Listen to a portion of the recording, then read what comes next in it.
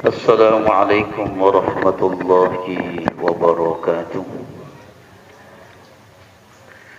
Biridha'illahi ta'ala wa bisyafa'atin nabi sallallahu alaihi wasallam wa ala kulli niyatin salihah wa ila hajatina wa hajatikum biniyati du'a wal qabul al-fatihah. A'udhu billahi Bismillahirrahmanirrahim. Alhamdulillahi rabbil alamin arrahmanir rahim maliki yaumiddin.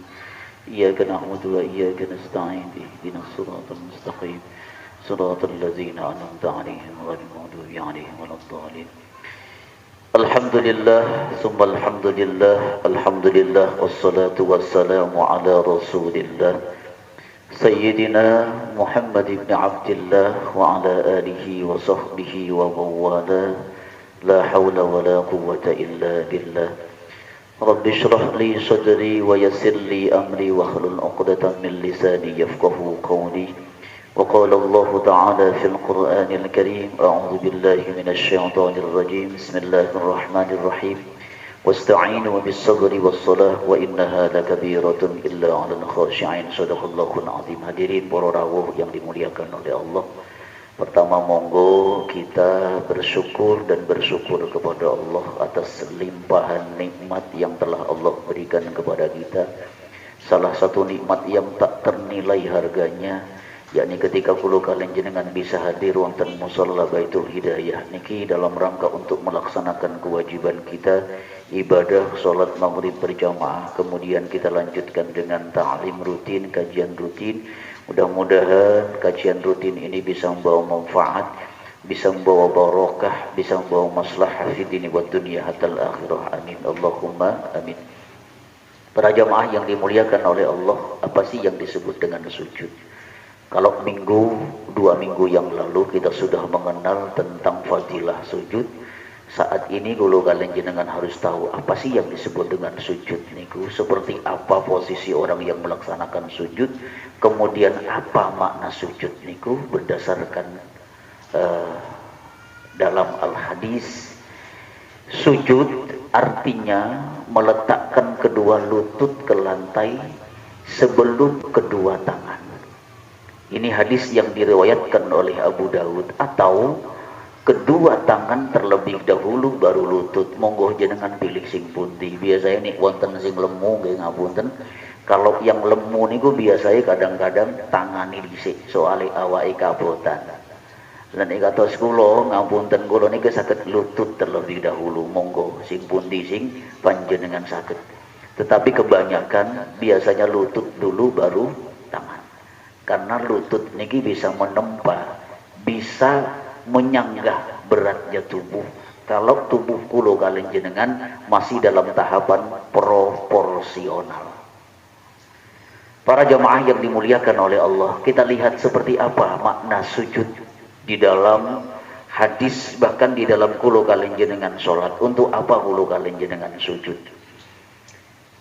Ini rahasianya. Meletakkan kedua tangan sejajar dengan telinga di saat kulo kalian jenengan sujud. Jadi tangan yang depan itu harus sejajar dengan telinga, enggak boleh terlalu ke bawah, enggak boleh terlalu ke pinggir, dan tidak boleh juga terlalu ke depan. Atau sejajar dengan pundak, merapatkan jari, merenggangkan siku tangan.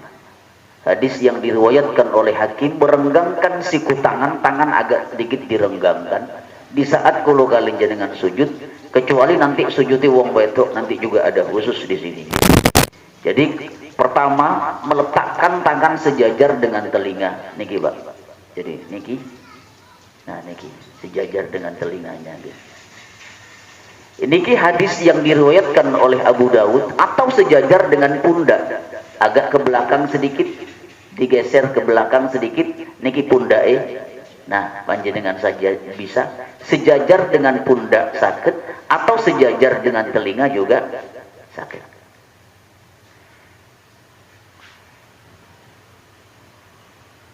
Merenggangkan siku tangan, jadi siku tangan kalau kalian jenengan jangan terlalu rapat ke bahunya, ke tubuhnya, jangan juga terlalu lebar koyok sayapnya pesawat. Okay. Jadi kalau kalian jenengan juga harus ngerti merenggangkan siku tangan, hadis yang diriwayatkan oleh Abu Dawud, atau merenggangkan kedua paha. Paha ini juga jangan terlalu rapat. Paha ini jangan terlalu rapat. Hadis yang diriwayatkan oleh Abu Dawud merapat atau juga merapatkannya. Boleh paha niku direnggangkan, juga boleh paha niku dirapatkan. Niki dari berbagai versi, Pak. Niki keterangan ini saya ambil dari bukunya karya karangan Profesor Dr. Ali Aziz ketika beliau menyusun sholat bahagia. Niki saya ambil sebagian referensi dari beliau. Tentunya saya gabungkan dengan kitab-kitab fikih yang lain. Kemudian meletakkan 7 anggota badan ke lantai. Jadi anggota badan ke lantai harus di niki kata saya kok buram nih. Mungkin ini ada sedikit yang terkena gesekan tangan, namun tersedap agak buram nih. Oh iya benar. Pun benar berarti. Pun. Meletakkan 7 anggota badan ke lantai yang pertama. Niki secara fikih safinah panjenengan baca dari berbagai kitab fikih sama. 7 anggota badan syarat di saat kulo kalian jenengan sedang sujud. Meletakkan 7 anggota badan ke lantai yaitu 1 dahi kening. Nah, cara Jawa ini nopo Pak? Wih, batuk nih. Kedua telapak tangan, jadi di samping kening, kedua telapak tangan kulo kalian jenengan juga harus sejajar menghadap ke arah kiblat. Jadi nggak boleh ngeten.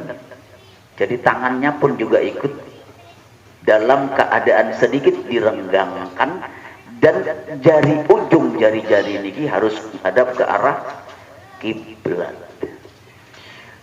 2 lutut juga harus menyentuh ke lantai, kedua telapak tangan, 2 lutut dan ujung telapak kedua kaki. Ini 7 kalau dihitung deh. 2 telapak tangan kening itu sudah 3. Kedua kaki kulo, lutut kulo kalian jenengan itu sudah 5. Dan ujung telapak kedua kaki sudah 7, Pak. Para jamaah yang dimuliakan oleh Allah. Kemudian mengangkat pinggul sehingga berat badan tertumpu di dahi. Jadi niki pinggul niki diangkat ke atas. Pinggul diangkat ke atas sehingga bobotnya terdapat di dahi kening. Para jamaah yang dimuliakan oleh Allah, inilah sebagian ulama ada yang mengatakan, walaupun masih berselisih pendapat, ada yang mengatakan inti sholat terdapat di dalam sujud. Karena di saat kulo kalian jenengan sujud, tidak boleh kita sujud kecuali kepada Allah. Nggak boleh, Pak. Nek kulo kalian jenengan sujud kepada ibu boleh, tapi posisinya tidak boleh dengan seperti ini. Mencium kaki ibu boleh, tapi posisinya jangan persis sama dengan posisi di saat kulo kalian jenengan sujud. Nggak boleh. Para jamaah yang dimuliakan oleh Allah, perhatikan inilah letak kulo kalian jenengan ketika melaksanakan ibadah sholat. Saat pinggul ini diangkat, kening yang mulia niki dilengketkan ke tempat sujud. Ya Allah. Sehingga sebagian ulama ada yang mengatakan bahwa sujud ini kenapa dikatakan inti sholat, karena tempat sujud kulo kalian jenengan besok di hari akhirat akan menjadi saksi tentang sholat kulo kalian jenengan. Jadi musola Baitul Hidayah niki di mana kulo kalian jenengan sholat, di selatan, di tengah, di utara, di belakang, di tengah dan lain sebagainya. Tempat sujud kulo kalian jenengan besok akan menjadi saksi di hadapan Allah. Bahkan ada hadis yang mengatakan bahwa ketika orang itu meninggal dunia, tempat sujudnya itu menjadi saksi. Ya Allah, ringankanlah siksanya ya Allah. Selamatkan dia ya Allah. Makanya kulo kalian jenengan kalau sholat, di saat sholat sunnah disunnahkan bergeser. Tujuannya apa? Tempat sujud nih dulu Pak besok yang menjadi saksi.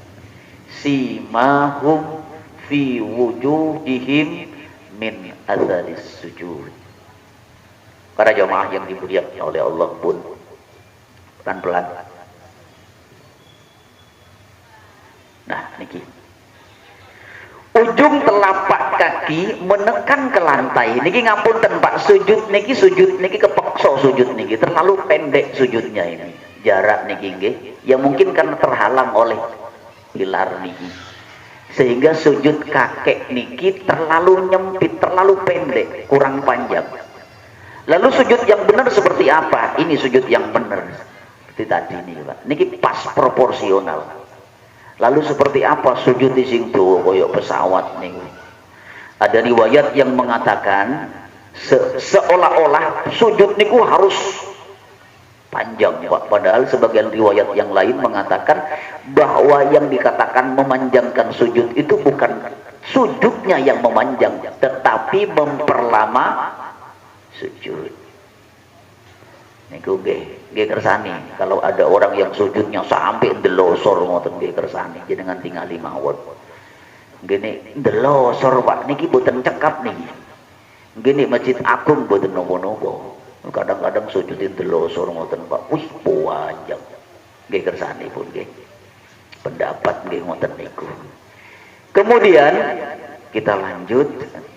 Jadi itu yang proporsional niki. Ketika bangkit dari sujud, kalau tadi ujung telapak tangan, ujung telapak kaki menekan ke lantai sehingga sejajar dengan pinggul yang diangkat, ujung telapak kaki nih sejajar dengan pinggul. Ini kalau tersejajar Pak. Dan ini sing kurang pas nggih. Yang pas sebetulnya ini. Nah, sayang keterangannya ada di belakang. Lah niki persis. Nah, kalau ditarik ke atas persis. Niki sujud yang sesuai dengan porsinya. Indah Pak. Tiang niku sujud. Pun. Kita lihat lagi. Ketika bangkit dari sujud, untuk rokaat berikutnya, tangan didahulukan daripada lutut dengan bertumpu pada paha. Jadi tangan jenengan angkat, bertumpu ke paha, kemudian panjenengan bangkit. Hadis yang diriwayatkan oleh Abu Dawud. Atau satu tangan saja, boleh panjenengan menggunakan dua tangan. Kalau tidak kuat, boleh dengan menggunakan satu tangan. Dua-duanya sama benar, cuman kebanyakan menggunakan satu tangan. Bagi orang yang normal. Tapi ngawunten Pak, nek boten nek kiat ge asam urat kambuh, kolesterol kambuh ge gak iso maitu. Jenengan kali gocean ngoten ngaten ge boten nopo-nopo. Karena memang kondisinya darurat. Makanya di sini ada satu yang kurang di sini. Mestinya di musola ini kalau bisa ada satu kursi lipat. Dikhawatirkan ada jamaah yang barangkali dia secara fisik kuat tapi secara gerakan tidak kuat, maka dia kadang-kadang sholat dalam keadaan duduk. Itu ada fasilitas, jadi kursinya taruh di belakang. Biasanya orang yang seperti itu sholatnya pinggir belakang, pojok pinggir belakang. Boleh di depan, nggak jadi masalah, tapi tetap posisi di pinggir. Dikhawatirkan Pak, wonten tiyang sepuh sembayang boten kiat ngadeg. Niku juga kita harus kasih fasilitas di berbagai mushola niku dikasih. Atau barangkali ada tamu yang seperti tadi sholat di tempat ini, kemudian dia mungkin tidak kuat, tidak normal sama seperti kulo kalian jenengan, sehingga sholatnya dalam keadaan duduk, ya kita kasih fasilitas. Ya, mungkin berikutnya insya Allah itu harganya murah kok, biasanya satu biasanya dua di dalam satu musola niku dua, atau kadang satu cukup, satu untuk laki-laki, satu untuk perempuan. Jadi itu penting, karena siapa tahu ada di antara orang yang datang untuk melaksanakan sholat, tapi tiba-tiba asam uratnya kambuh. Satu tangan, dua tangan juga boleh. Sedangkan rokaat yang ganjil niki berdasarkan riwayat Bukhari boleh istirahat sejenak sebelum berdiri. Kalau rokaat yang ganjil niku kira-kira sholat napa mawon? Duhur, asar sama isya. Jadi setiap rokaat yang ganjil panjenengan boleh agak sedikit pelan baru bangkit berdiri. Hadis yang diriwayatkan oleh Imam Bukhari. Para jamaah yang dimuliakan oleh Allah, pun pelan-pelan mawon. Niki agak panjang niki, mungkin kalau nggak salah ini agak panjang. Niki komputer kulo semua. Ini laptop saya sudah kena LCD-nya, Pak. Ini pernah jatuh ya laptop saya ini. Tadi saya tanya, ternyata lumayan niki, kena 700 ribuan, Pak. Sekali servis langsung 700.000, lumayan. Niki pun LCD-nya sudah mulai nggak kelihatan atas bawahnya nih. Khusus untuk wanita, niki ngapunten niki coro-coro sholat kados ngeten niki batal, Pak. Niki sholat itu yang daerah Arab sana yang menggunakan mazhab Maliki dan Hambali, tangan di atas ini termasuk bagian yang harus dibuka sebagaimana tangan di depan. Itu menurut Hambali dan Maliki boleh. Tapi menurut Imam Syafi'i, tangan yang belakang harus tertutup. Yang harus terbuka depan. Makanya Imam Syafi'i ini kuatos-atos. Hati-hati menistimbatkan hukum. Lah niki lak sampun medal niki lak aurat niki. Jadi panjenengan datang ke Mekah, panjenengan datang ke Madinah, banyak saya menjumpai wanita-wanita yang sholatnya seperti ini. Pada tahun 2003 itu Madinah pak campur sembahyangnya, lanang wetok, wis gak karu-karuan. Saat ini pun pisah, lanang dewe, wedok dewe. Khusus 2003 kulo niki bolak-balik jejer karo wong Iran. Wong Iran niku wayu nih, Masya Allah. 2003 kulo tasik dereng nikah, Pak. Pernah sekali saya jejer dengan wong Iran. Wih, cantiknya ya Allah. Mripate niku agak kebiru-biruan. Begitu nekopnya dibuka, Masya Allah, cantik. Saat itu saya mungkin usia berapa itu? 2003, Pak. 2004 saya nikah. Ih, jejer kalau wong ayu, Pak. Kulo niku sembahyang gak husuk belas. Saestu tahun 2003 awal saya bimbing haji. Nggih. Jadi saya masih punya pengalaman. Kalau sekarang sudah beda, nggih, beda banget. Saat ini di Madinah tertib banget. Bahkan niki kabar gembira untuk jamaah yang mau berangkat haji dan umroh, walaupun sekarang masih belum dibuka. Sekarang Mekah dan Madinah sudah tidak ada pembatas.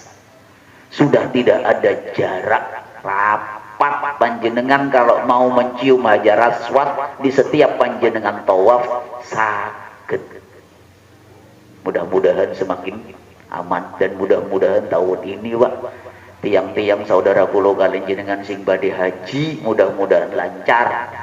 Pun jangan sampai lockdown malih, Pak, seakan terlalu banyak yang antri untuk melaksanakan ibadah haji, jadi kena lockdown pisan. Untuk para wanita, kedua lengan dirapatkan. Nah, ini khusus ibu-ibu. Jadi rapat masuk ke tengah. Dan tolong panjenengan ketika tangan ini masuk ke megang ke lantai, Jangan sampai tertutup dengan mukena. Kalau bisa seperti itu. Lalu kalau sampai tertutup Ustaz, tidak membatalkan tapi memakruhkan. Termasuk kulo kalian jenengan bagian bapak-bapak yang kopiahnya terlalu ke depan. Nih, ternyata kopiah ya. Soalnya kopiah si anyar toyok nopo kulo boten sumerap. Ngeten. Sebagian ulama ngeten niki batal, Pak. Sebagian ulama lagi mengatakan makruh. Karena kening ini di saat sujud tadi syarat-syaratnya harus nempel di lantai. Kalau syarat-syaratnya seperti itu berarti batal. Jadi ngapunten, bagi yang rambutnya gondrong, memakai kopiah itu secara tidak langsung sudah wajib, Pak. Kalau yang rambutnya gondrong. Kalau panjenengan memegang rambut lebih dari 3 kali di saat panjenengan sujud karena terhalang oleh rambut yang menjuntai ke depan, sampai 3 kali sesujud megang rambut dan gak menghalangi keningnya sampai lebih dari 3 kali, buyar sholatnya. Berarti keberadaan kopiah dalam kondisi rambut gondrong seperti itu merupakan syarat rukun, satu keharusan agar kulo kalian jenengan keningnya niki nempel di tempat sujud. Para jamaah yang dimuliakan oleh Allah pun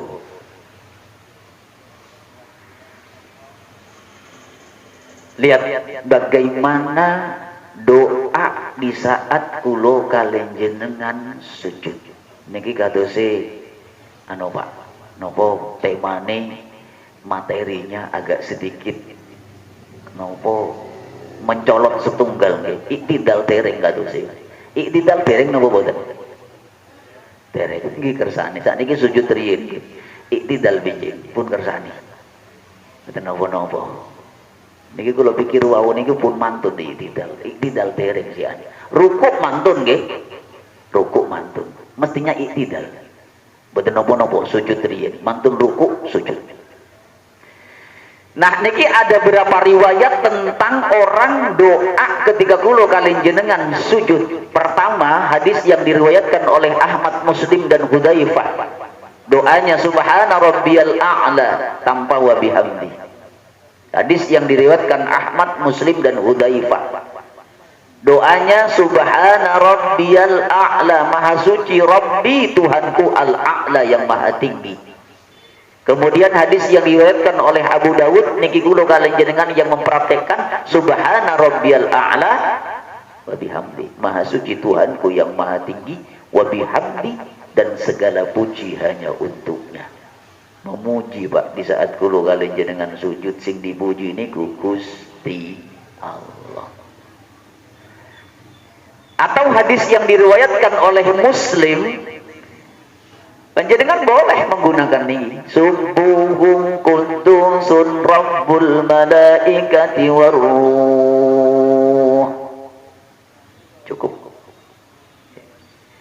Ada yang 1 kali, ada yang 3 kali. Kalau a'la wa bihamdi ini 3 kali. Salah sama rot. Maha suci dan maha bersih Tuhanku dan Tuhan semua malaikat dan malaikat Jibril. Ruh itu adalah nama lain dari malaikat Jibril, Ruhul Kudus. Kemudian dalam hadis yang diriwayatkan oleh Ahmad, Muslim dari Aisyah, doa di saat sujud subhanakallahumma rabbana wa bihamdika allahumma ighfirli. Maha suci engkau ya Allah, Rabbana Tuhanku, wa bihamdika, segala puji hanya untukmu, Allahumma ighfirli, ya Allah ampuni dosa-dosaku. Niki hadis yang diriwayatkan oleh Ahmad, Muslim dari Siti Aisyah. Para jemaah yang dimuliakan oleh Allah.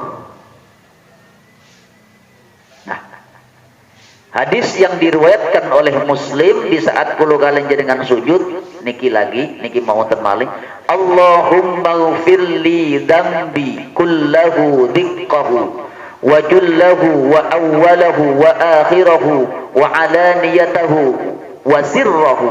Ya Allah, ampuni dosaku semuanya ya Allah. Jadi di saat kulo kalian jenengan sujud niku sudah harapan kita cuma satu, penghapusan dosa kulo kalian jenengan wis bablas kabeh, terampuni semuanya ya Allah. Ampuni semuanya, yang kecil, yang besar, yang pertama atau yang terakhir, yang tampak ataupun yang tersembunyi, semua ya Allah ampuni ya Allah. Niki lho Pak, kulo kalian jenengan sujud, inilah yang menyebabkan kenapa iblis niku teriak kalau ada orang yang mendengar seruan adzan berkumandang, kemudian dia datang ke masjid. Pada saat dia datang ke masjid, dia langsung sujud. Maka dalam riwayat hadis niku dikatakan iblis berteriak dan mengatakan, tahukah kamu kenapa kamu dengan aku berbeda? Aku dulu tidak mau disuruh sujud oleh Tuhanku. Akhirnya ketika aku menolak untuk sujud, akhirnya aku dikeluarkan dari surga. Dan engkau sekarang disuruh sujud, kamu bisa melaksanakan sujud, maka engkau termasuk golongan orang-orang yang akan dimasukkan ke dalam surga. Aku diusir dari surga karena nggak mau sujud, sementara kamu sudah mau sujud, maka kau akan dimasukkan oleh Allah ke dalam surga. Maka ini iblis niku gedeng Pak, gak suka melihat ada orang ahli sujud. Para rawuh yang dimuliakan oleh Allah pun, sujud merupakan tanda ketundukan fisik dan hati serta perendahan diri secara total. Di saat kulo kalian jenengan sujud, maka fisik niki tunduk. Tidak hanya fisik yang tunduk, tetapi hati pun juga harus ikut tunduk. Ya napa carane fisik dan hati tunduk Pak? Kadang-kadang ngapunten nggih kula kalian jenengan sujud niku asal sujud mawon lho Pak. Kita ini belum mengilhami seperti apa sih makna sujud. Pada saat kula kalian jenengan sujud niku nikmati sujud Pak. Nikmati ngoten sujud. Panjenengan baca pelan-pelan subhana rabbiyal a'la wa bihamdi. Masukkan ke dalam hati dengan mengatakan tiada, ya Allah subhana rabbiyal a'la, maha suci engkau ya Allah yang maha tinggi. Al-a'la, engkau yang maha tinggi ya Allah. Aku kecil ya Allah. Aku tidak punya apa-apa, aku tidak punya kekuatan, kekuasaan, keleluasaan ya Allah. Tidak ada sesuatu pun yang engkau rendahkan. Orang itu bisa tinggi kalau engkau rendah. Tidak ada. Tidak ada sesuatu pun orang yang engkau muliakan kalau kau mau menghinakan ya Allah. Maka di saat sujud niku kula kali jenengan Pak saestu nikmati sujud niku. Makanya di saat sujud pun kesusu Pak. Searah subhana rabbiyal a'la wa bihamdi. 3 kali sambil kula kali jenengan mengatakan seperti itu Pak. Coba sekarang ingin saya saya kaitkan sedikit bahwa coba siapa yang nyangka Pak Vanessa Angel nanti mengenaskan goyong ngono Pak. Loh ayo. Loh terus Ustaz kok belakrak nang Vanessa Angel niki contoh lho Pak. Soalnya saniki sing viral ngoten jenengan dengan kura-kura dalam perahu, pura-pura tidak tahu. Wong jenengan nggih ningali TV. Salah satu di antara itu Pak, kalau niku kalau melihat ada jamaah yang tanya tadi malam pada saya, lo kok isok ngaji dikaitno karo barang-barang sing mati kaya ngono. Saya bilang dulu kan ketika ketangkep polisi karena prostitusi online niku lho Pak, ketangkep yang baik kapok, kacrek ngomong ngeten, wis aku sumpah aku gak nang Surabaya maning. Wis pokoke aku wis emoh aku nang Surabaya. Carane kasarane ngoten, Pak. Tiba-tiba piyambake katetan ten Sidoarjo, lewat Surabaya. Badhe ten Sidoarjo, lewat Surabaya. Wong kula wingi nang nggih saking Jombang kok mboten napa-napa. Kecepatan kula nggih 90, 80 wis gak usah banter-banter. Kula nggih sik enom mboten, Pak. Kula aku enom. Lebih enom suwane Angel, Pak, 28 tahun ya. Masya Allah, kalau Allah sudah mentakdirkan Pak. sambil dia bergoyang dengan suaminya, berkelakar dengan suaminya. Suamiku, kalau aku mati gimana? Guyon ngomong ngono. Mangkane jenengan pun sampai guyon muni koyo ngono nggih. Jenengan ate guyon muni koyo ngono. Oh, jenengan nyusul Vanessa Angel jenengan.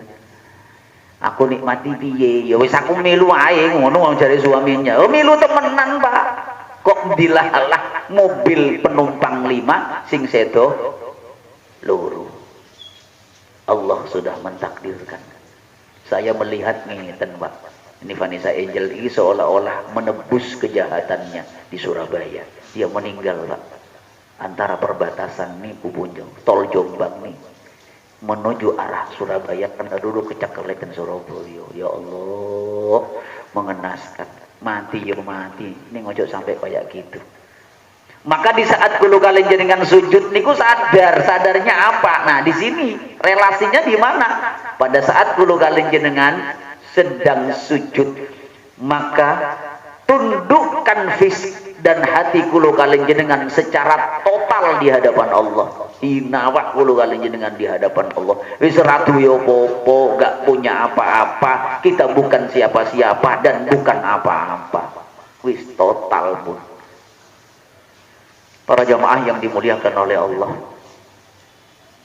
Kadangkala Nabi Shallallahu Alaihi Wasallam tidak segan sujud tanpa alas di tanah berair atau berlumpur untuk menunjukkan betapa rendah dan hina dirinya di hadapan Allah. Makanya coro-coro kitab Imam Al-Ghazali dalam kitab Ihya Ulumuddin. Ini ulu kali jenengan taubat, taubat. Tapi bukan kapok lombok lung, taubatan nasuha. Yang paling bagus di saat kulo kalian jenengan taubat nasuha niku mencari tempat yang paling kotor dan paling hina di tanah, kemudian kulo kalian jenengan sujud di tempat itu sambil membaca doa Rabbana zalamna anfusana wa illam taghfir lana wa tarhamna lanakunanna minal khasirin. Kaniki Pak, di saat kulo kalian jenengan melaksanakan sujud, jangan lupa ini yang harus kita lakukan. Jadi totalitas lahir dan batin ketika kulo kalian jenengan sujud, kulo kalian jenengan ngaku bahwa diri kita ini hina di hadapan Allah. Kalau sudah posisi seperti ini, ngapunten, apa yang bisa kita sombongkan, Pak? Tuh, ini Allah mau, Pak. Gak nyangka, Pak, kulo ningali niku, ya Allah, mobil Vanessa Angel niku regine, Pak, ambil 700 juta. Timbangannya dibuat kaya ngono, mbok ya dikekno aku lho ngoten, Pak. Masya Allah. Niku tasih enggal, Pak. Lho Ustaz kok tahu lho aku ndelok beritane ngoten. Masya Allah, Pak. Orang itu kalau ahli sujud, maka hidupnya akan hati-hati. Orang itu kalau ahli sujud, maka orangnya akan tawadu. Orang itu kalau ahli sujud, dia akan sadar siapa dirinya. Apa yang perlu kita sombongkan? Kita punya ilmu, ilmu ini sejuta. Nggak ada yang perlu kita sombongkan.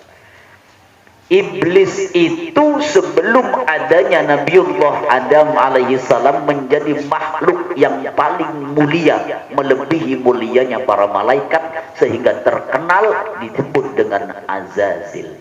Tapi ketika dalam hatinya ada perasaan sombong, merasa dirinya lebih baik daripada orang lain, apa langsung seketika itu juga Allah hinakan dia.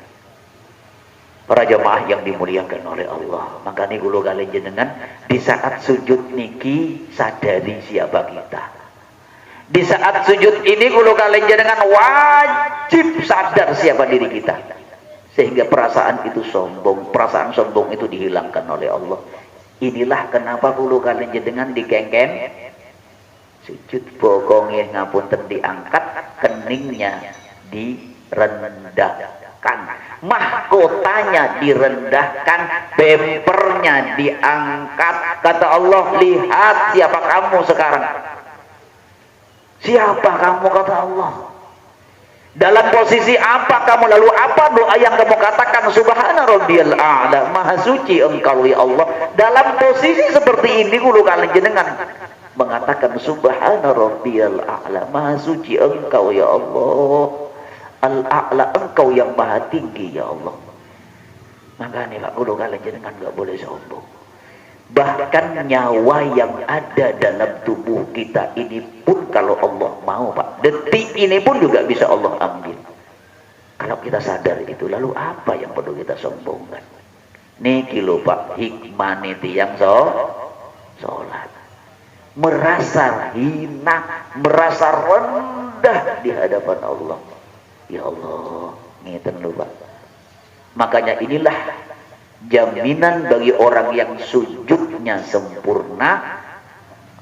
Al-Quran menjamin innas sholata tanha anil fahsya'i wal munkar.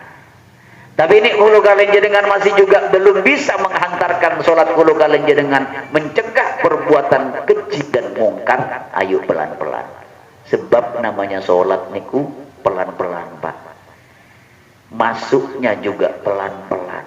Jadi kadang-kadang ada orang dulu ketika saya di Ketintang niku, ada orang yang nggak pernah sembahyang suami istri. Nggih sepuh Pak, sama-sama sepuhnya usianya 70 tahun ke atas. Sing jaler niku dados muadzin sampun sepuh nggih. Tapi sing jaler niku istiqomah Pak, sampai dihajikan oleh seorang pengusaha Telkom sampai masuk tenggeni Liberty kalau nggak keliru beritanya. Itu tetangga saya. Dia itu dihajikan oleh salah seorang pegawai Telkom gara-gara keistiqomahannya ngadani masjid. Tiba-tiba sing wedok niku istri ini Pak nggak tahu sembahyang. Loh Ustaz kok tahu? Loh iya Bang. Rumahnya niku berdekatan dengan rumah saya. Kulo niku tingali. Sing istri niku diajak sembahyang mboten purun, malah nyelatu sing istri niku. Walau guayamu sembahyang wis durung oleh apa-apa ngono pancet ate kelakuan yo pancet ae ono gunane sembahyangmu ngoten Pak. Sing jaler suwi-suwi jawab, "Lho Mak, aku iki sembahyang belajar untuk jadi orang baik lho Mak.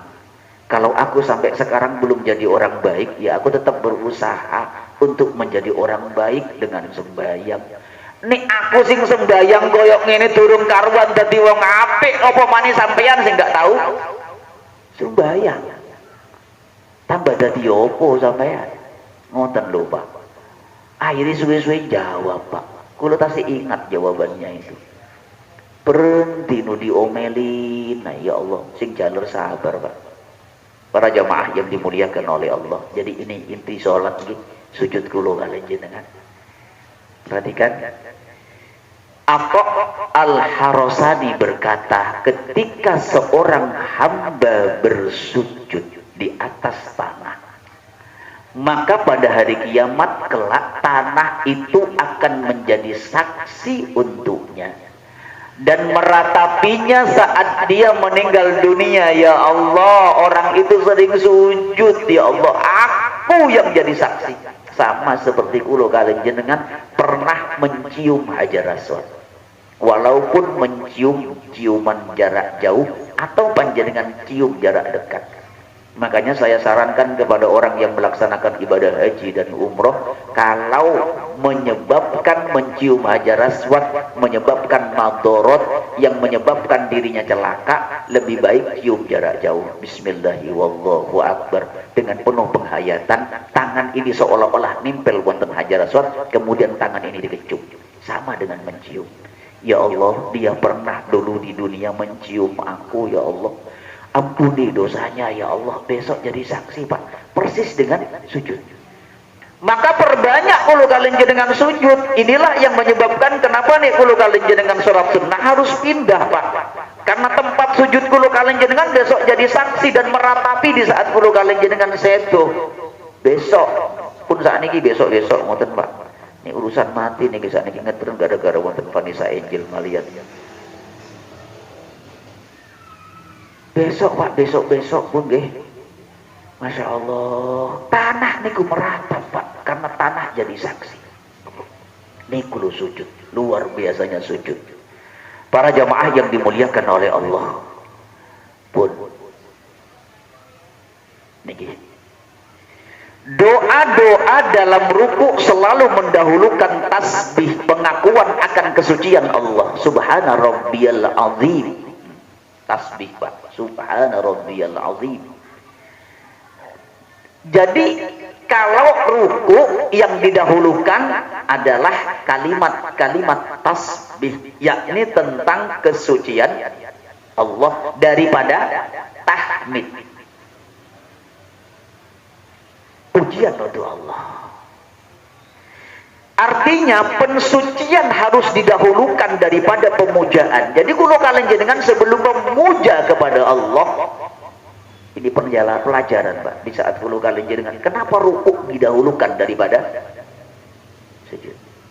Jadi kalau kalian jenengan suci dululah, baru memuja kepada Allah. Biar pujaan kulo kalian jenengan kepada Allah. Di saat kulo kalian jenengan memuji kepada Allah, tidak hanya sekedar memuji abang-abang lami, tetapi dengan kepasrahan secara totalitas.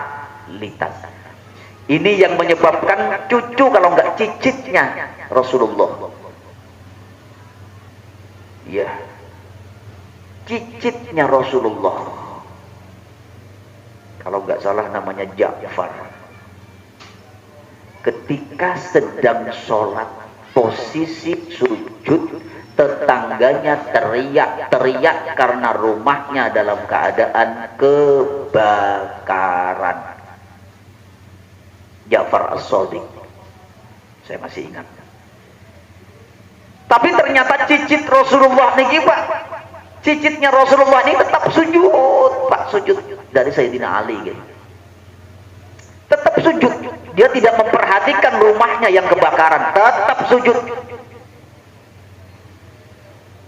Sehingga ternyata di saat dia sedang pasrah secara total dalam keadaan sujud, rumahnya yang kebakaran, api niku, Pak, boten saged melalap tubuhnya. Lah niku nek potongan Muhammad Ja'far Shadiq, Pak. Lah nek potongan kula kalian jenengan, jangankan kobongan cilik mawon mencolot, Pak. Niki tingkatannya tinggi. Bahkan sebagian para pejuang dulu ketika bertempur antara Uni Soviet dan Afghanistan niku, ketika sedang dalam keadaan sholat, dalam kondisi granat dan pertempuran, peluru niku wis gak ngerti kemana, dia tetap sujud, Pak. Niku luar biasa, Pak. Semangat juangnya luar biasa. Kemudian, jadi ini yang disebut penyucian harus didahulukan daripada pemujaan. Sehingga di saat kulo kalian dengan memuji Gusti Allah dalam keadaan sujud, maka saat kulo kalian dengan memuji Allah secara totalitas, penyucian berkaitan dengan ketauhidan, dan pemujaan berkaitan dengan pengagungan Allah. Jadi tauhidnya didahulukan sebelum mengagungkan Allah. Inilah makna subhana rabbiyal a'la wa bihamdi. Jadi azimnya dulu, subhana rabbiyal azim wa bihamdi didahulukan, baru kita mengatakan subhana rabbiyal a'la wa bihamdi. Para jemaah yang dimuliakan oleh Allah, kemudian masih banyak. Nah niki Pak sing rotok ndelosor niki sengaja saya ambil. Nah niki lho Pak, niki mestinya tegak lurus ke sini. Oke. Tapi kalau ada yang sujudnya kayak gini, jangan tinggal mawon. Lah niki nih praktek koyok ngene Pak, di belakang di musola Baitul Hidayah temenan kenik bokoknya wong. Mau tenang sang, karena keterbatasan tempat yang ada. Jadi jangan dipraktekkan kecuali kalau memang panjenengan betul-betul menemukan masjid yang jarak softnya panjang. Monggo silahkan. Tapi riwayat ada yang mengatakan bahwa yang disebut memanjangkan sujud bukan posisinya yang panjang seperti ini. Walaupun ada yang mengatakan bahwa pinggul ini harus dikedepankan terlebih sedikit. Tetapi mohon maaf, ini tidak saya praktekkan. Jadi bagi panjenengan yang mempraktekkan, monggo. Karena masih ada orang yang mengatakan bahwa perpanjang sujud ini posisi ini kalau ngeten. Tapi kalau saya proporsional aja lah. Ada yang seperti ini. Setelah itu baru menyampaikan permohonan cahaya nur agar dijauhkan dari segala macam penyakit hati. Jadi sasarannya sujud niku adalah hati, lahir dan batin. Kesombongannya hilang, riyaknya hilang, dan lain sebagainya. Jadi macam-macam penyakit hati itu harus dihilangkan. Itu sasarannya ketika kulo kalian jenengan sujud. Makanya Pak, mulai sekarang ayo latihan, ayo kulo dengan cak niki latihan bagaimana caranya baik di saat rukuk dan sujud hati niki harus nyambung sambil membaca subhana rabbiyal azim wa bihamdi dan subhana rabbiyal a'la wa bihamdi. Para jamaah yang dimuliakan oleh Allah pun niki luar niki. Nah, niki kata saya yang terakhir niki. Pengetahuan tentang penyakit hati, langkah pertama dalam sujud. Semua akhlak tercela dari perbuatan dan perkataan diharapkan bisa dihilangkan sembari lisan kulo kalian jenengan mengucapkan. Loh niki berat Pak, berat niki saya itu berat niki berat. Kadang-kadang kulo kalian jenengan sujud niku sekedar sujud mawon. Lalu apa maknanya sujud? Dia gak nyambung wis. Padahal sujud niku intinya adalah bagaimana kulo kalian jenengan membuang semua penyakit-penyakit batin. Loh ini berat Pak.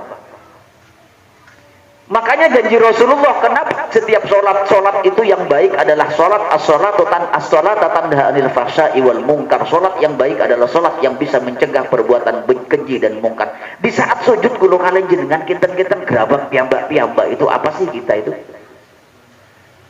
Nah, mungkin kita itu punya sifat A, sifat B, sifat C.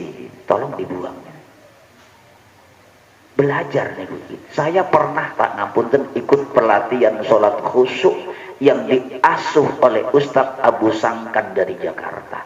Latihan sujud Pak. Saat itu masih di Rewin, di salah satu masjid Rewin. 2 kali saya ikut pelatihan sholat Pak. Niku hanya sekedar latihan sujud Pak. Dengan penuh penghayatan. Niku tiang-tiang niku nangis sedoyo Pak. Enggak kuasa. Hanya diberikan tutorial ngoten mawon. Ayo sujud semua, sujud. Apa yang kamu minta di saat sujud? Sudahkah kau kenal dengan Allah di saat sujud seperti itu? Coba sekarang keluarkan penyakit-penyakit batinmu. Apa saja penyakit batinmu?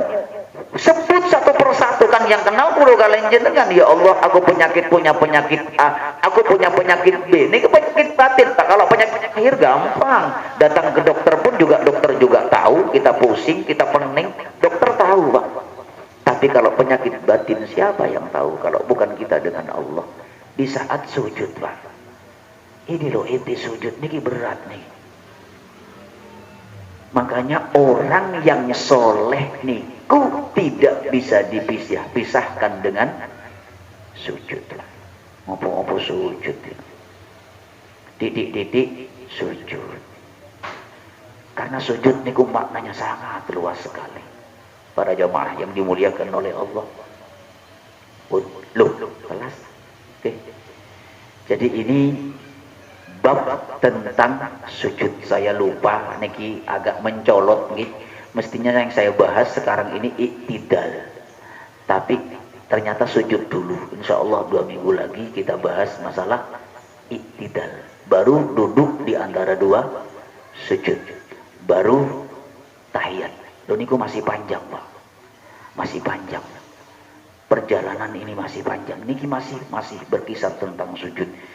Jadi mudah-mudahan ketika kulo kalian jenengan melaksanakan ibadah sholat, ayo dikit demi sedikit mempelajari tentang hakikat makna yang terkandung dalam di setiap gerakan kulo kalian jenengan, mulai takbir, ruku, iktidal, sujud. Sehingga diharapkan di saat kulo kalian jenengan memahami makna gerakan sholat kulo kalian jenengan, saya yakin dengan seyakin-yakinnya pasti pasti kula kalian jenengan akan mendapatkan manfaat yang luar biasa. Di mana salah satu Pak, manfaat dari sholat yang sama dengan apa yang diajarkan oleh Rasulullah Shallallahu Alaihi Wasallam. Di samping sirkulasi darah kalian jenengan lancar, bahkan sholat yang khusyuk itu bisa menyebabkan imun kula kalian jenengan meningkat. Bahkan saya masih ingat sekarang ada dosen saya, seorang wanita yang terkena kanker stadium 4 lanjut hanya lewat terapi sholat tahajud Pak, kankernya bisa hilang. Dari mana itu? Dari kekhusyukan dan kepasrahan di saat dia sedang sujud. Banyak masih tahu, masih ingat mungkin penemu sholat tahajud, Profesor Soleh, orang Kediri Pak. Dulu pernah akan menjadi pembimbing tesis saya ketika saya masih kuliah di pasca sarjana yang dulu masih bernama IAIN Sunan Ampel Surabaya. Beliau itu di saat sudah terkena penyakit kulit yang kronis dan dokter mengatakan usianya tidak lebih dari 2 bulan, bahkan mungkin 1 bulan. Beliau dalam sholat tahajudnya, sholat malamnya mengatakan, ya Allah, aku tidak akan pernah mengangkat kepalaku ya Allah sebelum engkau memberikan obat dan kesembuhan terhadap penyakitku. Aku yakin ya Allah, sujud ini akan bisa menghantarkan penyakitku sembuh. Ngoten ge waras Pak. Padahal niku kanker kulitnya sudah parah nih. Bahkan istrinya sudah nggak mau. Tapi ternyata dengan izin Allah Pak, ternyata sembuh penyakitnya. Dosen saya kena kanker payudara stadium 4 lanjut, hilang Pak, sampai dokternya bingung. Inilah salah satu hikmah dari sujud.